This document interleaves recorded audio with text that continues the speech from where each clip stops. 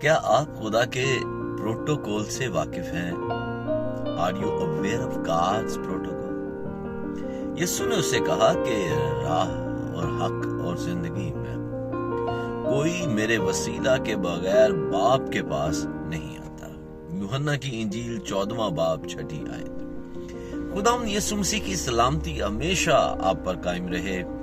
خدا کی ہی بادشاہی میں ہمارے لیے باپ کے ساتھ رفاقت کا ایک طے شدہ طریقہ کار ہے۔ اس طریقہ کار پر باپ، بیٹا اور روح القدس سختی سے عمل پیرا ہے۔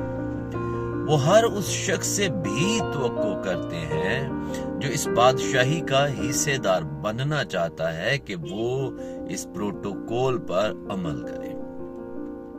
یاد رکھیں کہ 3 ہیں جو آسمان پر گواہی دیتے ہیں، یعنی باپ، بیٹا یعنی مجسم کلام اور روح، اور 3 ہیں جو زمین پر گواہی دیتے ہیں، روح، پانی اور خون۔ پہلا یوحنا کا خط اس کا 5واں باب 7ویں اور 8ویں آیت میں یوں بیان ہے، اور جو گواہی دیتا ہے وہ روح ہے، کیونکہ روح سچائی ہے، اور گواہی دینے والے 3 ہیں، روح اور پانی اور خون، اور یہ تینوں ایک ہی بات پر متفق ہیں۔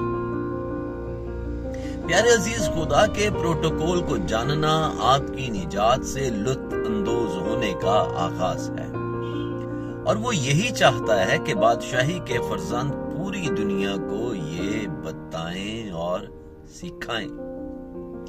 دنیا کی سلطنتوں کا اپنا پروٹوکول ہوتا ہے جس کی ان ریاستوں کے باشندوں کو سختی سے پابندی کرنا پڑتی ہے۔ کوئی تعجب نہیں کہ خدا کی بادشاہی کا بھی ایک پروٹوکول ہے۔ عزیزو، سمجھیں کہ خدا باپ پاک ہے، اور وہ اپنے لوگوں یعنی اپنے بچوں سے کامل پاکیزگی کا مطالبہ کرتا ہے۔ اگر آسمان کی بادشاہی آپ کے لیے اہم ہے تو آپ اس سے متعلق طے شدہ طریقہ کار پر عمل کریں۔ بادشاہی میں داخلے کا پروٹوکول دروازے سے داخل ہونا ہے، اور دروازہ یسوع مسیح ہے۔ اگر باپ کو جاننا آپ کے لیے اہم ہے تو پھر یسوع مسیح کو خداوند اور شخصی نجات دہندہ کے طور پر ماننا اور قبول کرنا کوئی مسئلہ نہیں ہونا چاہیے۔ اس کے پروٹوکول پر عمل کریں اور برکت پائیں۔ ہیلیلویا۔ مسیح کا غلبہ آپ پر ہمیشہ قائم رہے۔ عزیزو، اگر آپ ان پیغامات سے برکت پا رہے ہیں تو برائے مہربانی دوسروں کو بھی اس برکت کا حصہ بنائیں۔ زیادہ سے زیادہ اس ویڈیو کو شیئر کریں۔